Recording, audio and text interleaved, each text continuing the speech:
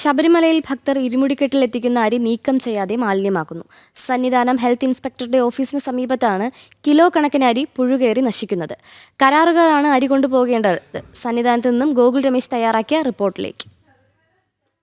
ശബരിമലയിൽ സന്നിധാനത്ത് മാളികപ്പുറത്തിന് സമീപത്താണ് നമ്മൾ നിൽക്കുന്നത്. മാളികപ്പുറത്തിന് തൊട്ട് സമീപത്ത്, മാളികപ്പുറം ക്ഷേത്രത്തിൻ്റെ ശ്രീകോവിലിന് തൊട്ട് സമീപത്തുള്ള ഒരു ദൃശ്യം, അത് അതീവ ദയനീയമായിട്ട് തോന്നി. ആ ദൃശ്യം പ്രേക്ഷകരെ കാണിക്കണമെന്നുള്ളത് കൊണ്ട് തന്നെയാണ് ഇങ്ങനെ ഒരു വാർത്ത ചെയ്യുന്നത്. നമ്മളിപ്പോൾ നിൽക്കുന്നത്, എനിക്ക് പിന്നിലായിട്ട് ഹെൽത്ത് ഇൻസ്പെക്ടറുടെ ഓഫീസ് നമുക്ക് കാണുവാനായിട്ട് സാധിക്കും. മാളികപ്പുറത്തിന് തൊട്ട് സമീപത്തായിട്ടാണ് ഈ ഹെൽത്ത് ഇൻസ്പെക്ടറുടെ ഓഫീസ്. അതായത് സന്നിധാനത്തെ വൃത്തിയുടെയും ആരോഗ്യത്തിൻ്റെയും ഒക്കെ കാര്യങ്ങൾ ശ്രദ്ധിക്കേണ്ട ഉദ്യോഗസ്ഥൻ്റെ ഓഫീസാണ്. അദ്ദേഹത്തിൻ്റെ ഓഫീസിന് തൊട്ട് മുന്നിലായിട്ട് അതീവ വൃത്തിഹീനമായിട്ടുള്ളൊരു സാഹചര്യമാണ്. അതായത് മാളികപ്പുറം ശ്രീകോവിലിന് തൊട്ട് സമീപത്തായിട്ട് വളരെ മലിനമായി കിടക്കുന്ന, വൃത്തിഹീനമായിട്ട് നിൽക്കുന്ന ഒരു അന്തരീക്ഷത്തിലേക്കാണ് ഇവിടുത്തെ പ്രദേശം നിൽക്കുന്നത്. കാരണം ഈ ഭക്തർ അന്നദാനത്തിനായിട്ട് സമർപ്പിക്കുന്ന അരി, അവർ ഇരുമുടിക്കെട്ടിൽ കൊണ്ടുവരുന്ന അരി ഇവിടെ ഉപേക്ഷിക്കുകയാണ്. സന്നിധാനത്ത് അന്നദാനത്തിനായിട്ട് ഉപേക്ഷിച്ചിട്ടാണ് പോകുന്നത്. അങ്ങനെയുള്ള അരി ഇവിടെ കൃത്യമായിട്ട് ശേഖരിച്ച് അത് ചാക്കിലാക്കി കരാറുകാരനെ ഏർപ്പെടുത്തിയിട്ടുണ്ട്. ആ കരാറുകാരൻ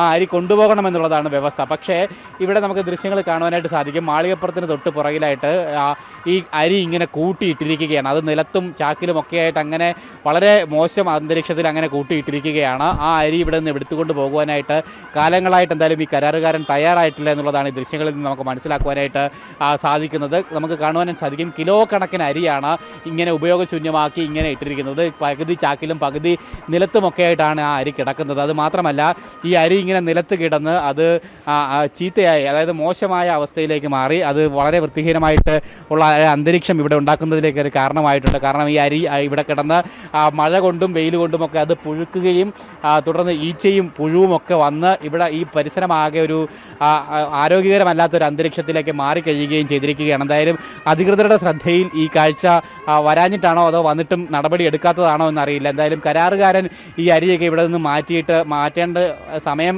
അത് അതിക്രമിച്ചിട്ടും അതൊന്നും മാറ്റുവാനായിട്ട് ഇനിയും തയ്യാറാകാത്തതാണ് എന്തായാലും ഈ അവസ്ഥയ്ക്ക് കാരണമെന്ന് നമുക്ക് പറയുവാനായിട്ട് സാധിക്കും. കാരണം നിലത്തടക്കം അത്രമാത്രം അരി അങ്ങനെ കുന്നുകൂട്ടിയിട്ടിരിക്കുകയാണ്.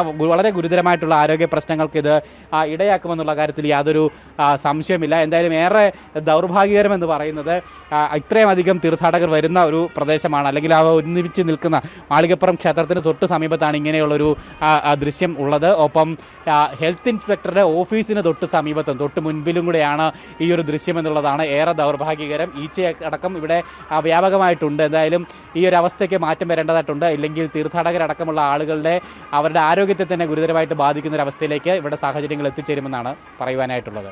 സന്നിധാനത്ത് നിന്നും അജയൻ നായർക്കൊപ്പം ഗോകുൽ രമേശ്, ജനം.